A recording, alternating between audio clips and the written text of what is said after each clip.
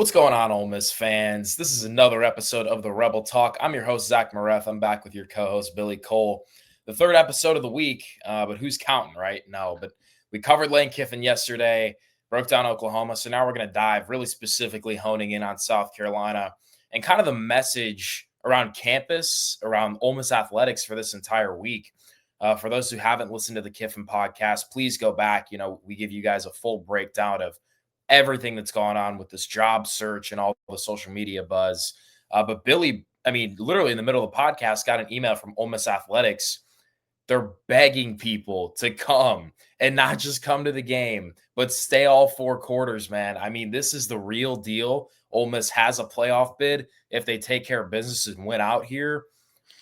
How do you expect the turnout's going to be this weekend, brother? In that email, by the way, it preaches like if you can't come to the game or you're not willing to stay, give your ticket to someone who is. I love it. I think this is going to be one of the most electric times in the Vaught, outside of that Georgia game last year, outside of the LSU games every single year. It's going to be a great time. The Rebs fans don't get a lot of night games either. And they're pretty stoked about that from what I'm hearing around campus. I told a bunch of my friends and they were like, "Oh my gosh, we got a night game. Like, let's go." That's awesome. Are you going to be covering, Billy? Yeah, I'll be up in the box with Day, I think. Sweet. All right, Billy and Dalen, you guys stay tuned to them for updates throughout the game. South Carolina, interesting team. I think they were ranked in the top 15 preseason. They were ranked in front of Ole Miss. Yeah, they had a lot of buzz. Obviously, returned Lenore Sellers, spent way too much money on Dylan Stewart, lost a lot of defensive players in the process. And now they're staring down the barrel of a season that no one really predicted, in all honesty. They had in my opinion, one last bite of effort to regroup and put their season on a positive trajectory in a win over Alabama last week, but that didn't happen. Bama came back. Lenore Sellers fumbles. We saw this last year, I think maybe against LSU, but South Carolina students, man, stop going to line up the field with like 3 minutes in the game, man. You're jinxing it. Honestly, the players, it's not even their fault. I'm putting full blame on the students for that. But no, it's going to be fun. South Carolina, it's the SEC. They can beat anybody. I don't want to get clipped again like I did for Tulane, so let me go back and say that. They can beat anyone. They have a Heisman, in my opinion, with the right team. This is a Heisman contending quarterback in Lenore Sellers. He has the most 100%. Rushing attempts on their team. Watch this guy play, man. He is electric. I want to get your breakdown, Billy. I had to explain this to someone. One of my friends is not the biggest college football fan, and they kind of just, when they talk to me, they go, "Oh, what's their record?" And I tell them they're 3-5 right now, but they have probably, I'd say, a top 3 quarterback in the country on their team. So they could do anything. They could do it at any given weekend. He's, like I said, a top 3 quarterback in the country. I think the only people in front of him right now would probably be like Dante Moore or Mendoza, Indiana, because he was also injured. So I give him slack, and I give South Carolina slack because he was playing hurt and was just straight up hurt for that game against Vandy. So looking at his stats, he's got over 1,300 passing yards, and he's run the ball 102 times. Yeah, with 8 total touchdowns. So he's very good, and he's just a better Taylon Green. Like way better Taylon Green. Yeah, dude. And Ole Miss really struggled against Taylon. Yeah, I'm a little concerned in that manner. I thought, wow, I guess I'm sick again. They did a better job against Mateer, but this is a different level of footwork, a different level of having pocket awareness, and the amount of plays, like we talked about, the most rushes on the team. There are so many designed fake handoffs, fake draws, and Lenore just takes off. So it's going to be really important for your guys like Centarian Perkins and Pritzville Ubangmiele on the defensive side. That South Carolina defense, nothing crazy. I think Lane Kiffin's going to do his thing. I see Ole Miss putting up 30-plus points. They're back home. I think you're going to be feeling really comfortable with that.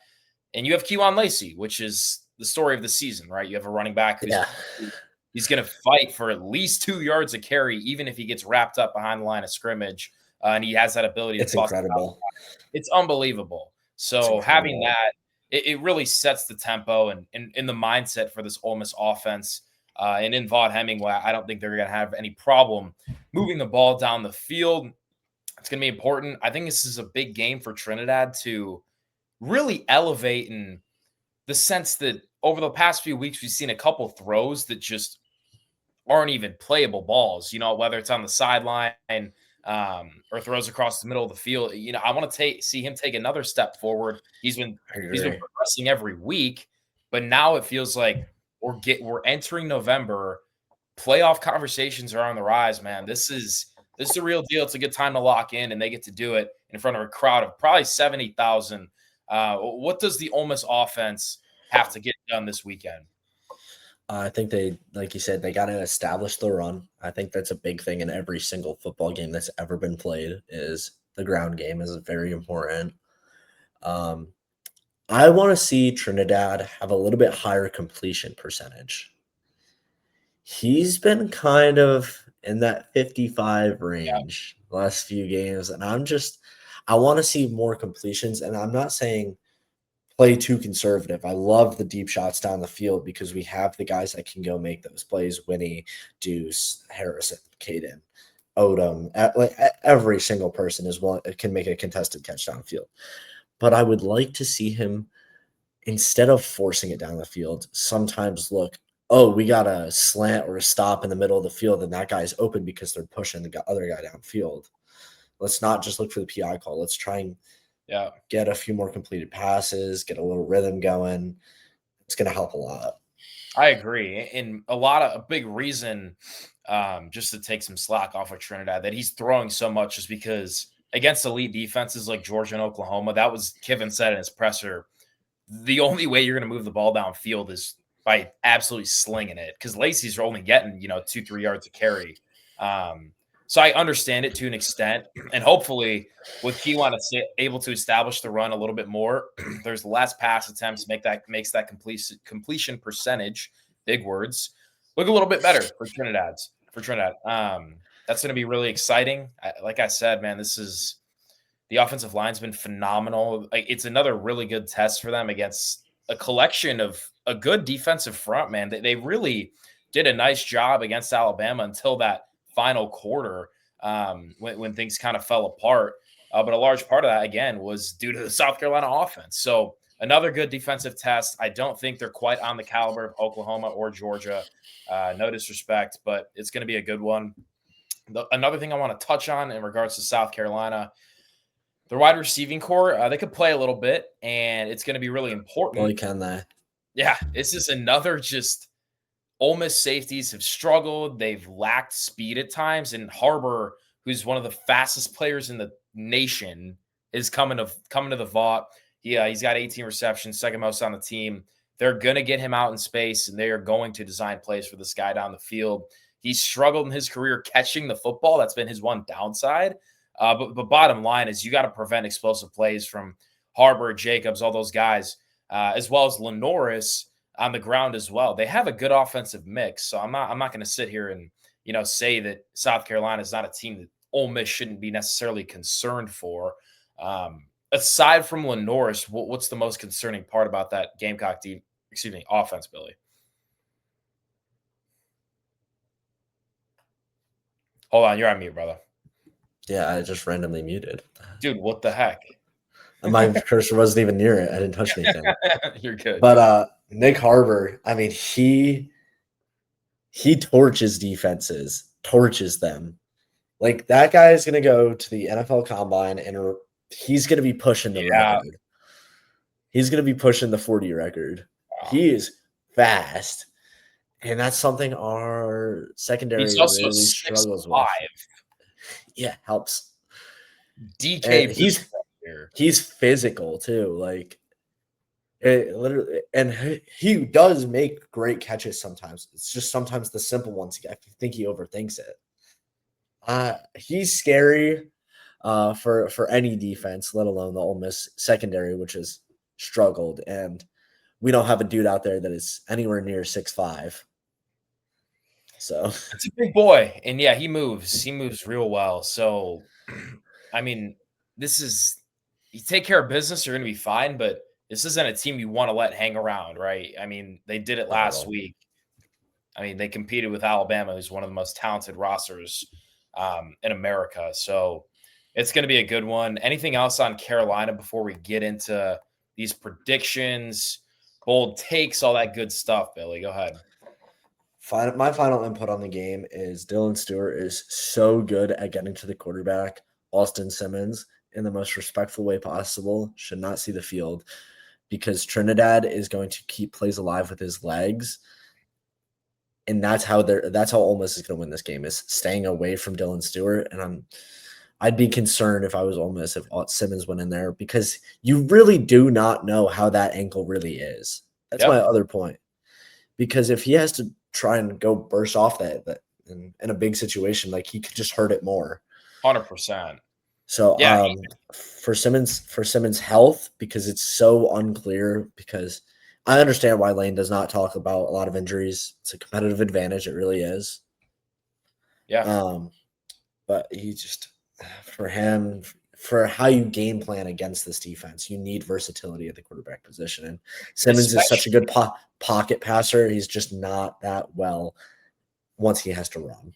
Yeah, I'm going to piggyback off you in the goal line positions, especially because all it takes is Trinidad one move. We saw it at Georgia. Go back to the first drive. That edge rusher is coming for his life. He slips up, touchdown. Like, Simmons gets mass tackled to the extremist level you can think there. I mean, that dude was flying, but Chambliss reads it. He steps up. It's good. So it is important, especially in those goal line situations. I think the trickery stuff is fine, but to an extent, I don't think this should be a JJ Pegues type dilemma where it's happening every single game. So that's a pretty good take, Billy. I'm going to get into my bold prediction. I told Billy before the podcast, but this game really starts and ends with keeping Lenore Sellers contained, not only in the pocket, but down the field on his legs as well.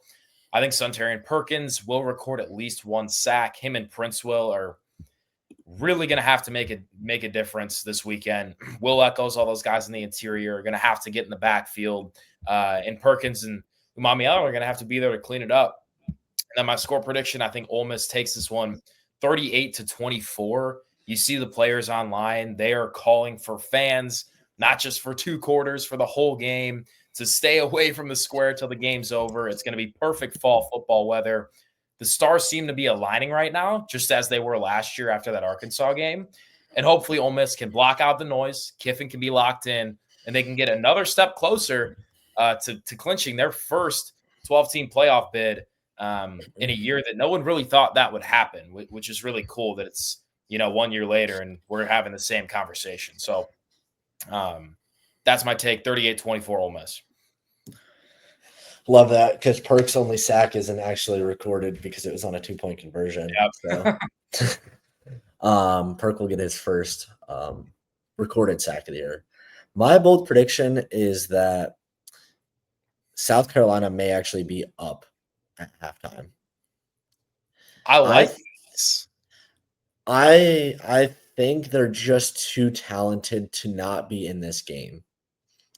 That's my biggest takeaway. You look at what they did against Alabama, which you have touched on a couple times now, and they are a really good football team. It's just stuff hasn't gone their way this year. So I think they're more dangerous than a lot of people are giving them credit for. Like, I'm not sure what the spread is, but I don't know. I think they should just be in it no matter what. Totally valid, brother.